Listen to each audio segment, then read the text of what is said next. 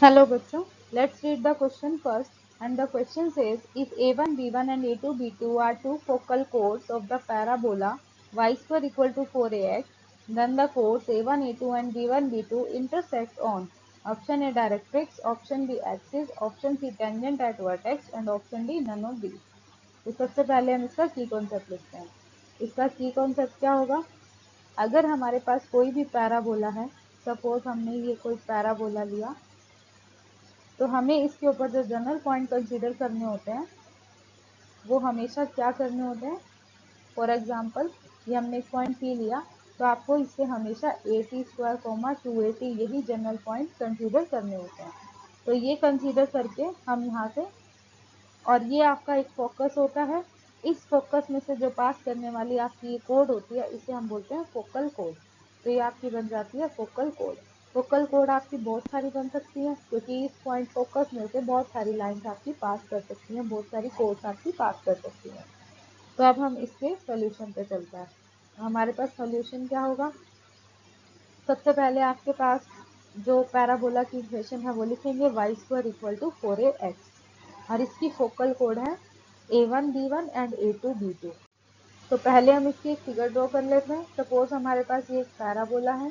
Suppose यहाँ पर आपके पास एक पॉइंट है, सपोज ये पॉइंट है आपके पास a1, a1² 2at1 हो जाएगा एंड a1 b1 आपके पास एक कोड है। तो ये आपकी फोकस S में से पास कर रही है। तो ये आपके पास b1 पॉइंट है। आपको पता है कि जो आप नीचे की साइड पॉइंट लेते हो वो आप रेसिप्रोकल की फॉर्म में लेते हो, मतलब a/t1² -2a/t1।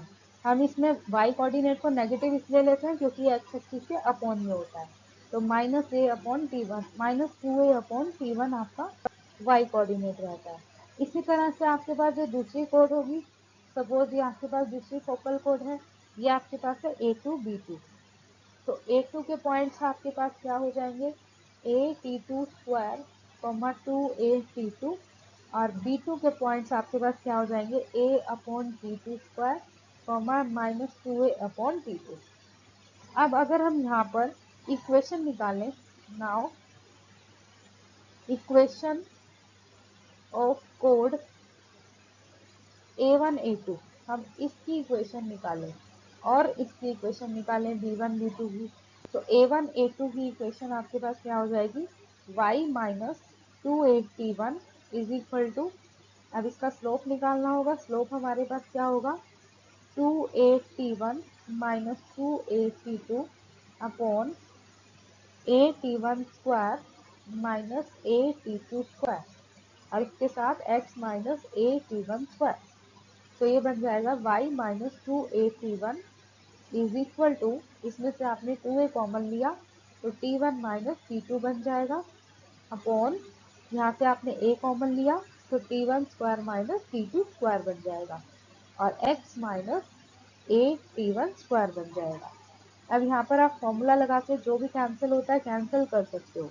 जैसे आपने यहाँ पे a से a कैंसिल किया, 2 टाइम्स t1 -t2 बनेगा अपॉन में आपका t1 -t2 into t1 + t2 होगा और आपका इसके साथ x -a/t1² बनेगा।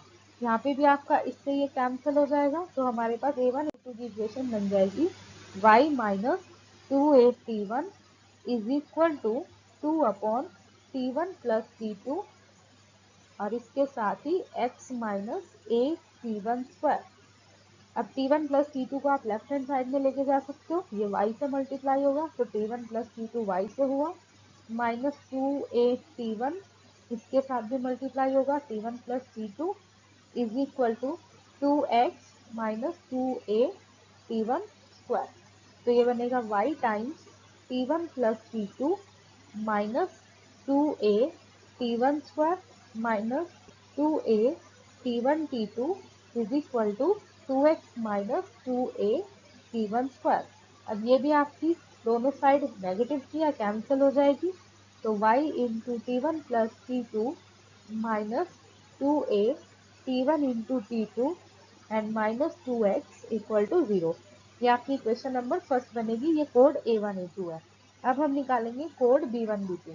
तो कोड B1 B2 इज, ये आपके पास क्या बन जाएगी, y माइनस, अब इसमें आपको B1 B2 के पॉइंट्स को यूज करना है, तो हमारे पास बन जाएगा y minus minus 2a upon, यहाँ पर आपका 2a अपॉन T1 हो जाएगा।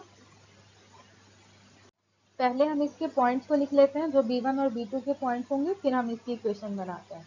तो B1 के पॉइंट्स हमारे पास क्या है, B1 के पॉइंट्स है a अपॉन, ये आपके पास आएगा a अपॉन T1 स्क्वायर और 2a अपॉन T1, और इस तरह B2 के जो हमारे पास पॉइंट्स हैं a अपॉन T2 स्क्वायर और माइनस 2a अपॉन T2। अब इन दोनों पॉइंट्स का यूज करते हुए पहले हम स्लोप निकाल लेते हैं। तो स्लोप ऑफ B1 B2 हमारे पास क्या आएगा, पहले हम स्लोप निकाल लेते हैं। तो स्लोप ऑफ B1 B2 हमारे पास बनेगा minus 2a upon T2 minus of minus 2a upon T1 upon a upon T2 square minus a upon T1 square. अब अगर हम इसमें से 2a को कॉमन ले लें तो हमारे पास क्या बन जाएगा, ये बनेगा 1 upon T1 minus 1 upon T2, and divide में से भी हम a को कॉमन ले लें और हमारे पास बन जाएगा 1 upon T2 square minus 1 upon T1 square. अब सेम बनाने के लिए हमें नेगेटिव को भी कॉमन लेना पड़ेगा, तो हमारे पास माइनस 2, ये बन जाएगा 1 upon T2 minus 1 upon T1, and divide में आपके पास बनेगा 1 upon T2 minus 1 upon T1, ए स्क्वायर माइनस बी स्क्वायर वाला फॉर्मूला लगाएंगे तो 1 upon T2 plus 1 upon T1 हो जाएगा। इस कंप्लीट से ये कंप्लीट आपका कैंसिल होकर स्लोप बन जाएगा माइनस 2 टाइम्स T1 T2, एल्सियम लेके हम न्यूमिरेटर में लेके आए हैं और अपॉन में T1 प्लस T2 बन जाएगा, राइट। स्लोप मिल चुका है, अब हम इसकी इक्वेशन निकालते हैं।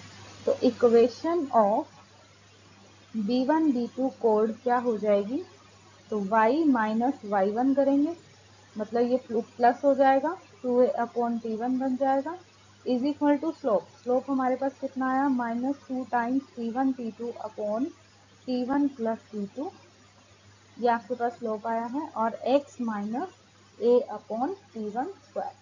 अब इसे ओपन करवाते हैं, ये बनेगा y times T1 plus T2 plus 2a upon T1 into T1 plus T2 is equal to minus 2 T1 T2 x plus a upon T1 square into 2 times T1 T2। ये negative आपका यहाँ पर भी जाएगा, तो ये नेगेटिव का बच जाएगा, नेगेटिव नेगेटिव आपका पॉजिटिव बना देगा।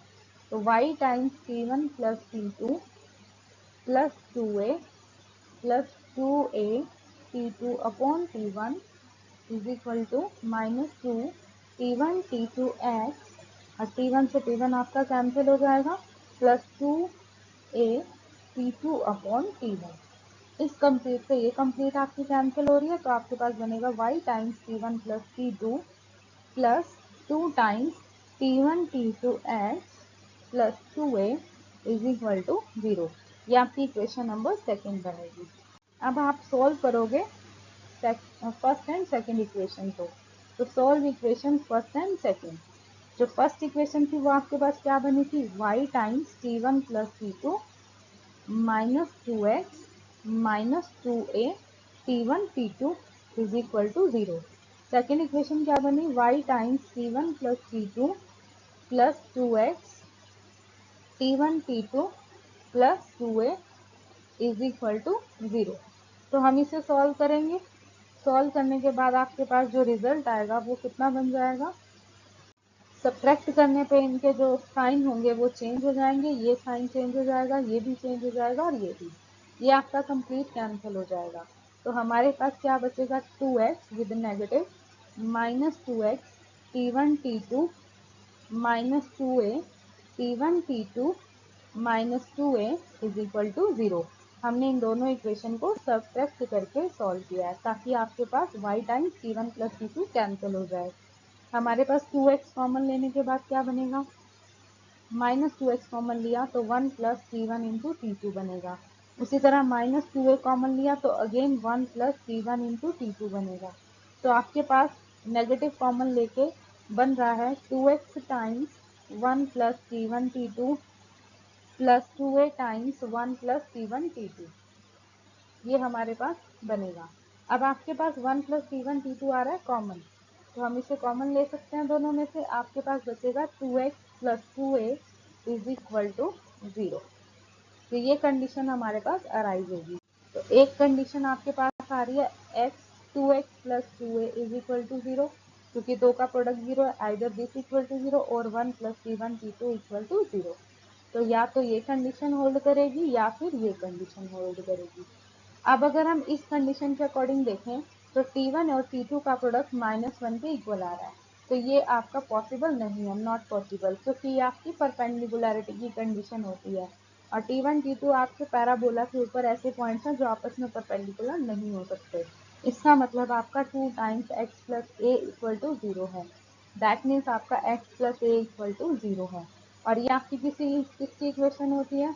सपोज यहाँ पर आपका फोकस है ए डिस्टेंस पे, तो इतने ही डिस्टेंस पे आपकी ये डायरेक्ट्रिक्स होती है जिसकी इक्वेशन होती है x is equal to minus A.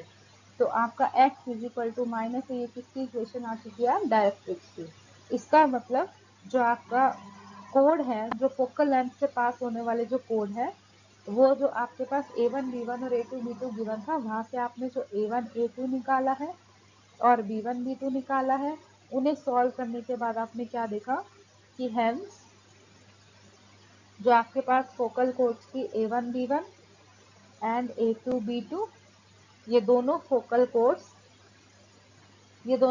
Codes join करने के बाद जो आपको ये a1 a2 और b1 b2 मिला था, या इस तरह से भी लिख सकते हैं a1 a2 and b1 b2 जो आपने अभी भी फाइंड किया है, ये इंटरसेक्ट करते हैं, दीज इंटरसेक्ट्स ऑन डायरेक्ट्रिक्स।